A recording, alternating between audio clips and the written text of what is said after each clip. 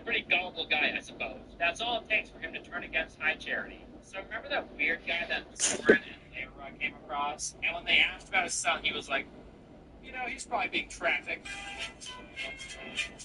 Layra goes back and finally does to this guy what I would have done right off the bat. Layra says to him, you had a mother, right? And the guy responds, yeah. Correct.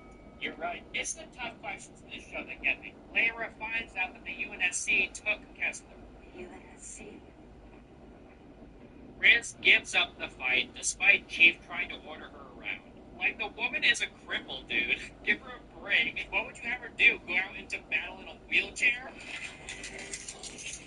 She decides to stay behind on planet England as the rest fly away. Also, Kai is now working for Ackerson. He had very little trouble convincing her that the Spartans are evil. Basically, Ackerson was just like, hey, Chief is not trustworthy. You should try and kill him. And Kai was like, hey, I don't think I should do that. And then Ackerson responds, are you sure? And then he's like, wait a minute. You're right. I never liked him anyway. Perez is now a Spartan in training. She's part of this new group called the SZN3. This whole combat simulation scene was pretty cool, I think. Someone gets shot with a needler in this scene, but only a couple needles. In this show, when people shoot a needler, it's like 1 or 2 needles. When I get shot in the game with a needler, I look like a fucking porcupine after they're done. And then I explode 1,000 times and fly off into the sun. This show is not like the games, and it makes me very upset. John and the crew land on sure if this planet is from the books. It probably is. I haven't read them myself. They're apparently holding Kessler on this planet. John is convinced that they're making Spartans here. He just runs away. Meanwhile, Juan is having more visions of that random old lady shaman. She leads her to the Super Mario fight from the first season. So Juan jumps down without thinking. Would have been hilarious to kill her here. Just have her splat on the ground and she's dead. I would have loved that. Like, the show is already drowning. What's some comedy here and there, you know? By sheer stupid luck, she's saved by a gravity field. Also, Halsey is down here as well. So that entire vision of the Mario pipe was just to bring her here, so she'll jump down the pipe and find Halsey. But Quan needed another vision of this random shaman to point her to the Mario pipe. I think it would have been better if they did away with the shaman, and instead, Juan just happens upon the pipe and remembers the vision from the first season. Why does she need so many visions? This girl is going crazy. It's like she's constantly high on the hallucinogen. God, if I were her, I would bash my head against a rock. This girl is schizophrenic. Some men start shooting at Juan. I guess it's shoot on sight if any person is near here. So John starts fucking them up. He's then surrounded, but their shoot on sight policy vanishes all of a sudden, so they take him hostage. I guess they recognized him as Chief, so they didn't shoot to kill, even though he isn't in his armor, so that means that these people must recognize his face. Not the smartest move, John. Instead of putting the guy in heavy-duty handcuffs and ankle chains or something, they have like 8 men hold him with cables. They know this is a Spartan, right? Check out how easily he takes care of these guys.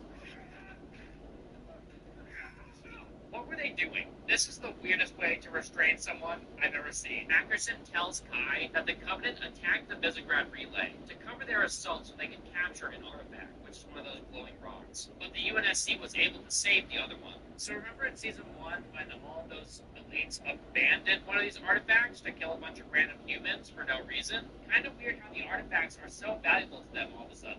The show started off strange. Anyway, McKee is confused why her powers to use the keystones are gone. So why did they keep McKee alive if she's not...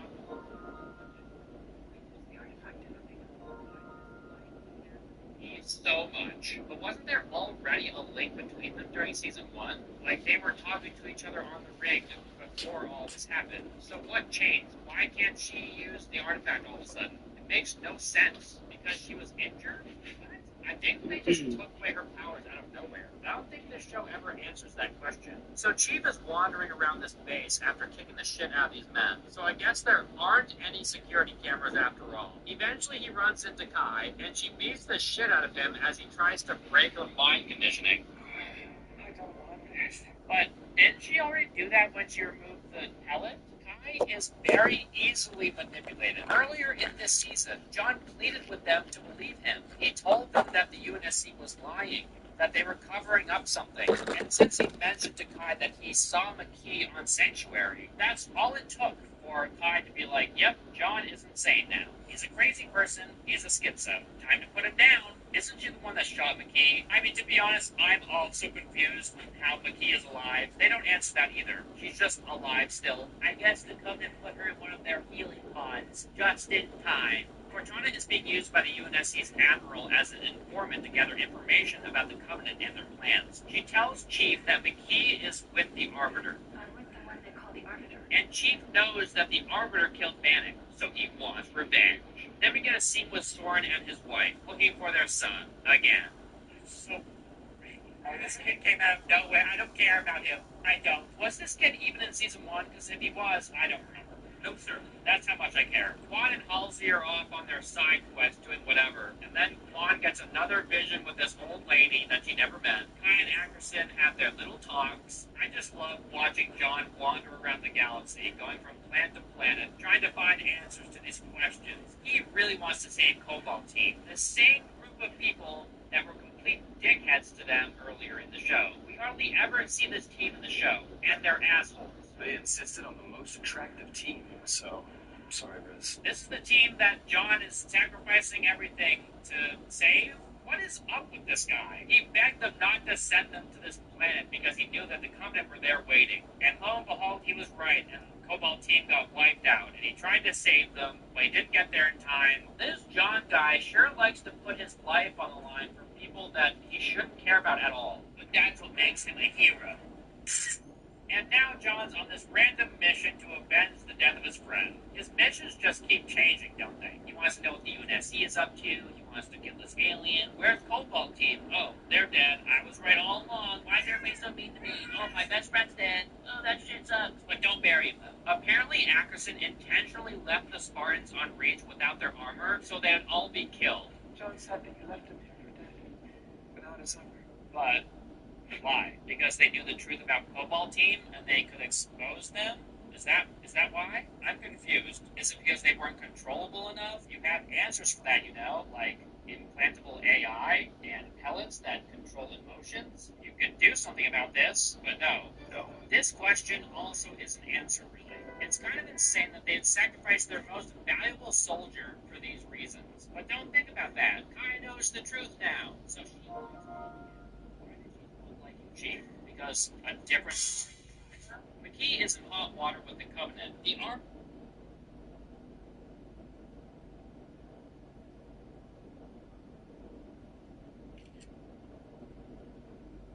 Arbiter believes that she is his answer to greatness, so he kills all to save her life. So the Arbiter in the Halo show is a massive McKee sim.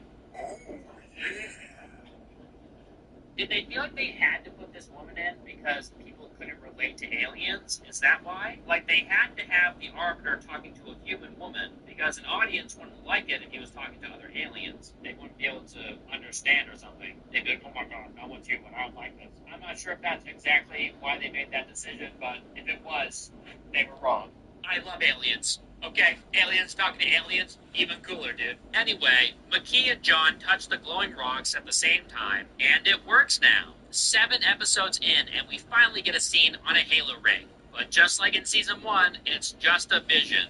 John is like, "You're a human traitor, how dare you?" And McKee responds, "Neither humanity nor the Covenant can use the ring, because both sides will use it for evil." Everybody knows that this ring is a huge weapon that can be used to change the course of the war.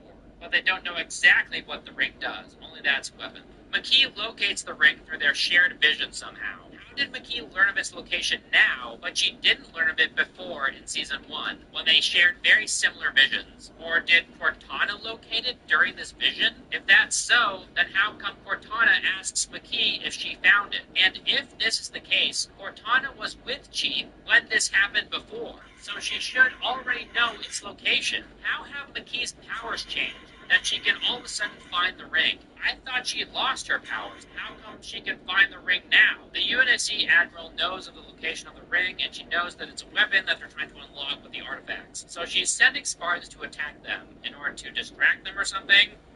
Ready the Spartan 3s. And all of these Spartan 3s are wiped out immediately. So she's like, send more. Deploy the second wave. Yeah, the first wave just got it right. Now you're sending more. What? The First wave didn't do shit. She thinks sending men into the meat grinder will what? Distract the Covenant from their mission? It's kind of insane to me how fast the Spartan 3s die. Like, they send them in and they die within a minute. But later the UNSC sends in more ships. But this time they last a lot longer. Like, a lot longer. What changed? There's this tiny tuft of hair under Soren's lip, and it bothers me. I just wanted to mention that. Holy Jesus. What's the point in growing facial hair if you're going to keep so little of it? I know I have a neck beard right now, but I wasn't trying to insinuate that my facial hair was better. I'm just saying. It's like he forgot to shave that one spot. Soren remembers a time when he was there for his Spartan friends during their training, and since his son is now in that same program, he thinks it's best to leave him in there so he can learn similar lessons. You know, about like teamwork and brotherhood and stuff. Wow, are you on drugs, my guy? What the hell did they do to you? This ain't a sports team, it's Spartan training. They are cruel as fuck to these kids. It's explained in season 1 that they all got pets, that they're forced to kill. At one point, were each given pets. Why'd she take them away from you? No. She had us eliminate them. They put inhibitor chips inside of them, so they can't feel anything. And you want that for your son? The show is trying to develop Perez, this random soldier that Chief saved. She's going to be another Spartan friend of Chief's, so that means she's probably going to die or get heavily injured. I would 100% expect that if there's a season 3, Perez is going to be infected by the Covenant. It's just going to happen. And they're going to try and pretend like it's this big shock moment, you know, like, oh my god, I never saw it. No, we see it. It's going to happen. Either her or Kai. One of those two are going to be infected by the Covenant. Or McKee. One of those three. But McKee has proven to be deathless. Maybe they're just getting started with Perez, and they'll develop her really well in the next season, just like they did with Quan. If Quan and McKee are anything to go by, then I have my doubts. Quan has this special touch. Quan was destined to be here at this moment. It was fated, and all they have her do is remove a piece of this puzzle after it lit up, so a star system could be displayed in the room.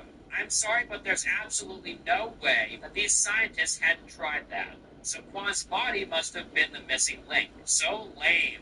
Quan being there must have been what lit up this thing. Why Quan, though? She's so random. Everything in this show seems so random most of the time. She had seen these constellations before. She knows how they all should be formed, and they make up a halo ring, which opens a door. So dumb. This part is just so silly to me. Thank you, Visions, for allowing Quan to put this constellation together to form a ring that will open this door. Very nice. This was all part of her destiny. Man, I wonder what Quan's subplot brought us to. It must be very important. I'll tell you what it brought us to. The Flood. Infecting people. So thanks, Quan, for unleashing hell upon humanity. Unintentionally. The laser bridge is pretty cool, though. I remember those from the game. You know it's bad when I have to, try to find the fan service in this show. I'm not saying fan service makes a good show, but this show didn't even try.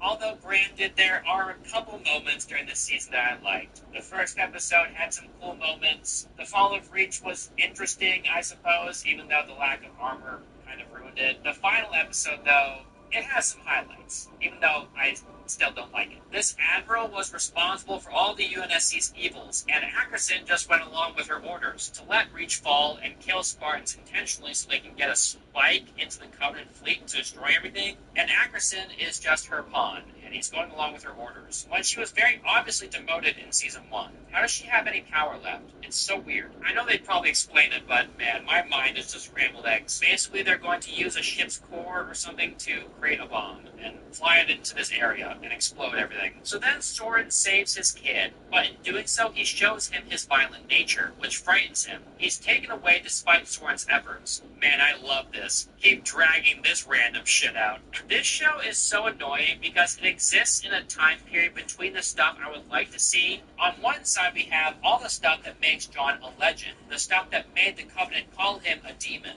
which we never see. Someone's here. What about your family? They're gone. So you're alone. You survived.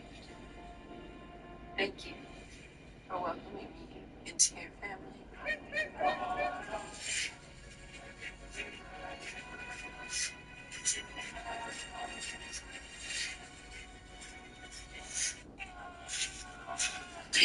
And then on the other end, we have the games.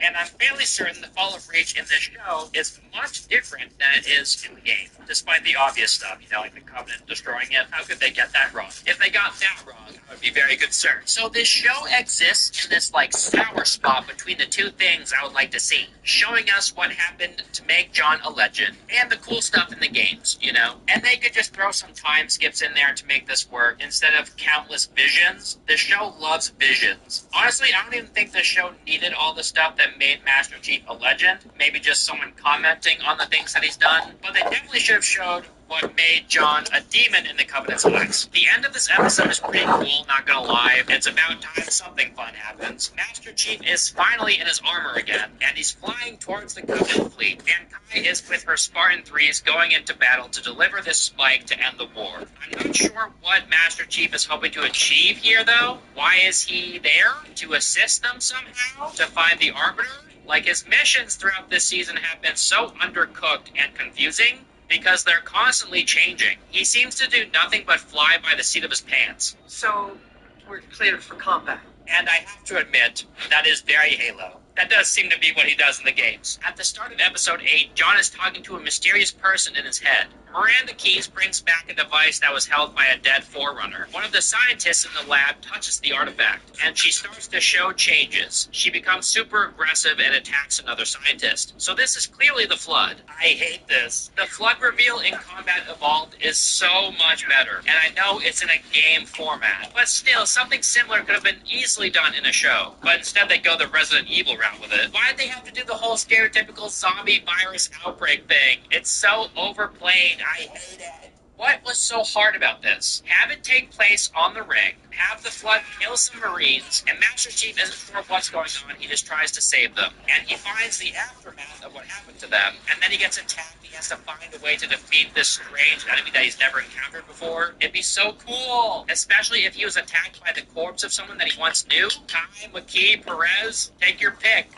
All three? That'd be cool. This show makes some of the most baffling decisions I've ever seen. A Halo show should have been a slam dunk, dude. You have books to go by. You have the games to use. If you have to change things up and create your own series of events, then at least make it cool, come on.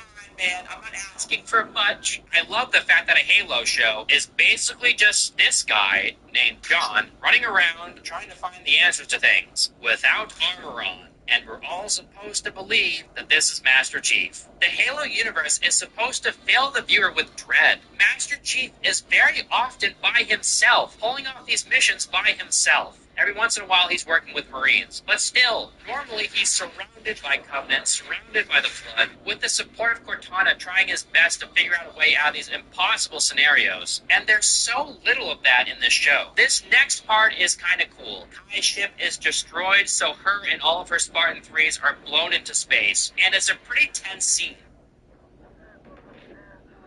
It's clear that this show puts most of their effects budget into the first and last episodes of the show, because they're practically the only episodes where we see Spartans in armor. So Soren is now on a mission to save Lara and Kessler. I don't care about any of these people. There's this thing with a coin flip and John's luck versus his intent, which I thought was kind of cute. McKee erases Cortana because she's not useful anymore. Wait. But just kidding, she's not actually erased. There's a scene aboard the Covenant cruiser, which is pretty cool. Though I wish we got to see more of the Covenant aboard this ship. It's focused mainly on the Spartan 3s. Perez uses 2 needlers at one point, and I think that's pretty sick. I'm still trying to find ways to complement this show despite everything. Chief shows up to save them all, and I thought that was cool as well. Finally, this show is starting to feel like Halo again after many hours? Why does this show insist on forcing the viewers to wait hours and hours and hours to show us something we want to see? Kai says this to Master Chief: Spartans never die, but they do, don't they? Master Chief responds, not today. To this, I was like, huh? But like 1 billion Spartan 3s were killed. Doesn't he know that? Or maybe they don't count as Spartans because they're Spartan 3s, not like the cool Spartans. Why did they name them Spartan 3s? They must not count as real Spartans. And it's pretty funny that Master Chief says this, because this is what happens to Kai. Yeah, she pulls a Star Wars, but it doesn't look as cool. She just rams a ship into another ship, and it all blows up. And Kai's dead. Just kidding, she's alive. What? Let's just show that explosion again. How do you survive that? Soren and McKee make their way through the UNSC base to find Lara, and people are acting very strange. They're all standing still and starting to mutate. I think this part is pretty cool, because I think they did that in the games. I think the Flood kind of just like stand there creepily sometimes. John jumps through space to board McKee's ship to save Cortana. You guys remember, guys, he very much misses this AI that took over his brain at one point. Cortana, my suit is too tight.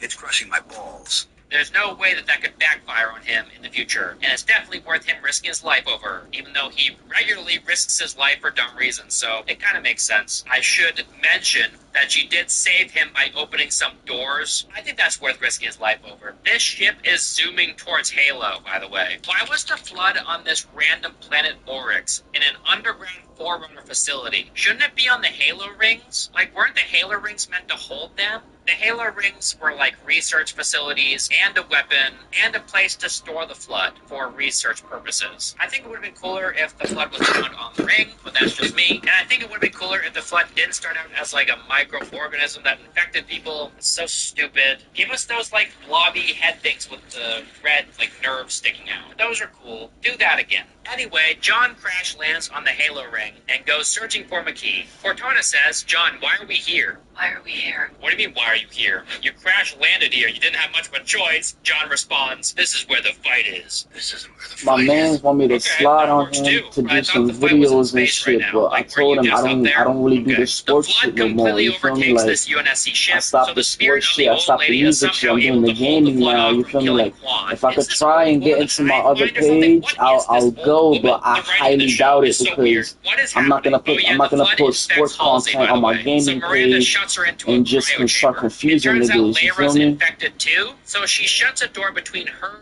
and Soren and gives herself to the Flood. Like, John I don't finds mind McKee and going, the Arbiter, for and then a fight content breaks for out between Chief IRL, and the but Arbiter. And then Chief I don't kills really the feel Arbiter. comfortable going to record football or basketball and shit because I don't have a platform for that. You feel me? I don't like mixing content on different platforms. Like, I don't mind going, for content for IRL, but I don't really feel comfortable going.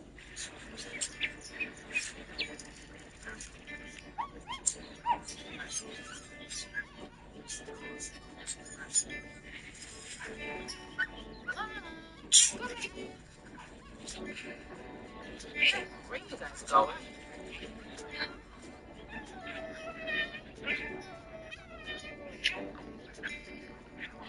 A supersized bedsure blanket, perfect for sharing with all your closest friends.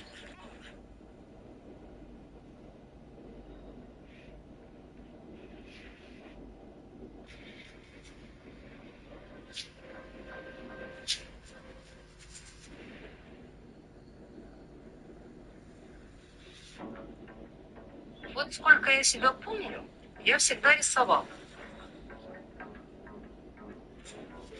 Наша робота у співавторстві, вона була, власне кажучи, питанням часу. Ми звичайні люди в надзвичайній ситуації. В Україні це війна професійних нападників проти захисників аматорів. Прилетіли і що летять? Серед іншого письменників, музикантів, вчителів, художників. Вони мають бути навчені настільки добре, настільки це можливо у цих умовах.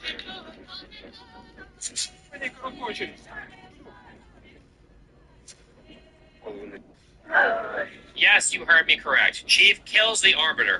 Feels like they just introduced him, and he's dead. He was such an important character in the games, and they just introduced him to kill him off. It's so dumb. It feels like the people who wrote this show don't even like Halo. They introduced the Arbiter just to spit him out 3 episodes later. It's pretty shitty, unless they're gonna find a way to bring him back to life. They did that with McKee, so why not? And Kai seems to be invincible. I don't know what's happening in this show anymore. McKee says, "There's so much you don't know." And Master Chief responds, "Oh yeah? What's that? And McKee says, I'm a demon too. Oh my god, so scandalous. Oh, you are? Did you go around slaughtering covenants like they were made of paper? Is that why? Why are you a demon? That makes no sense. Sheep continues to speak to this voice in the dark about his purpose. Why do you find things on my image? It turns out this voice is 343 Guilty Spark. One last hurrah for this piece of shit. I have to admit, I was pretty excited to see him. Oh my god! It's 343 Guilty Spark. I love him. You know I hate him, but I do love him. It's a weird relationship. Anyway, that's when the show ends. So it wasn't very good. I don't know if I like it less or more than season 1. Probably about the same. The 343 Guilty Spark reveal was kind of neat, I suppose. It definitely felt like there were budget restraints for this show or something, and that's why they kept Chief out of his armor. But they definitely have real armor for him to wear. Wearing the suit is one of the great, pleasures and cosplay moments of my life. I mean, I'm the Master Chief. Man, I can't wait for the next season when it actually feels like Halo. Who am I kidding? It's gonna suck. And I'll be here to tell you all about it, so subscribe. The thing I liked least about this season was the lack of grunts and their funny banter. They're just gone. I think I saw like one or two. Where were they? Make sure to check out AlienClothing.com, the coolest clothing brand in the world, where you can buy cool alien-related clothing. And if you like Halo, you probably like aliens, I'm guessing. Where were the grunts? Jax, you! Yeah.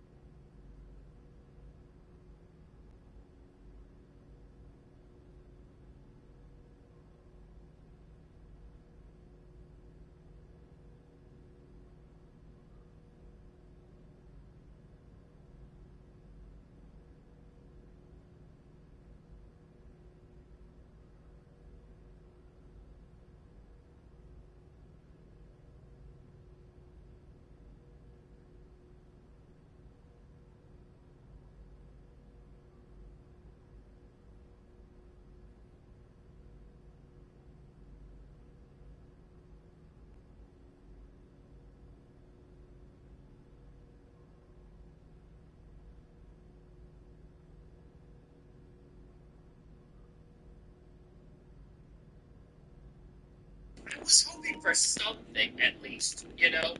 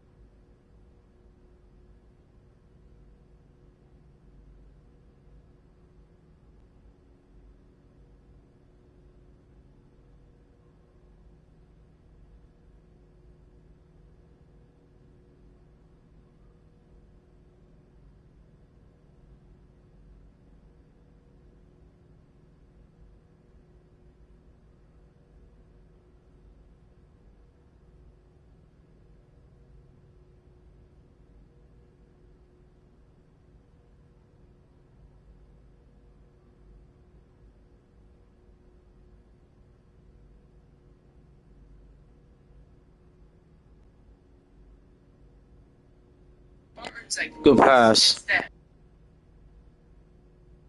More important.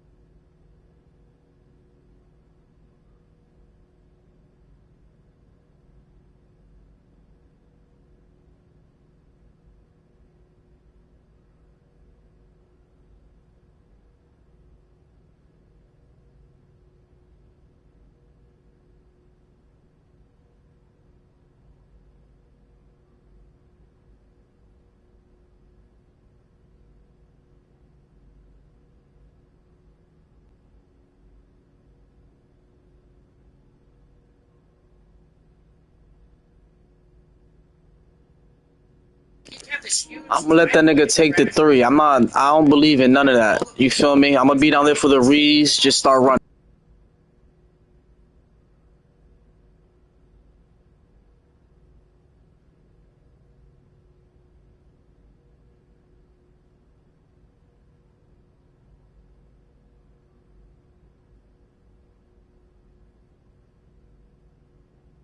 Nah, you see, the nigga I'm guarding, 32. I'm gonna let him keep taking threes because he don't got it. I'm gonna stay down. I'm gonna stay down low for the rebound. Y'all niggas just start running on the outlet.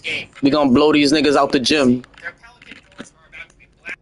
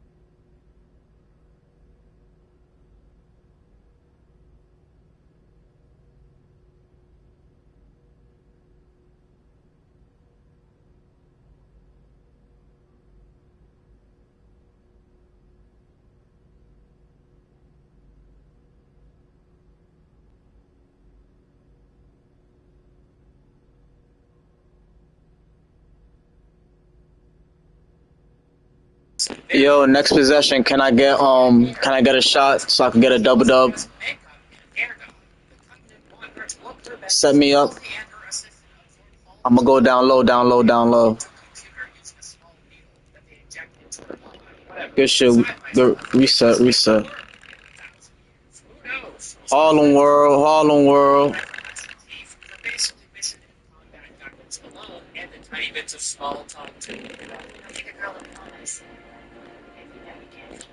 What's going on without some small talk? In this show, she's meant to fully integrate with Joe and control him entirely. Basically, just turn him into a robot. So, what's the point of the fleshy sack? I'm gonna stay down low. Hopefully, he just put up a shot.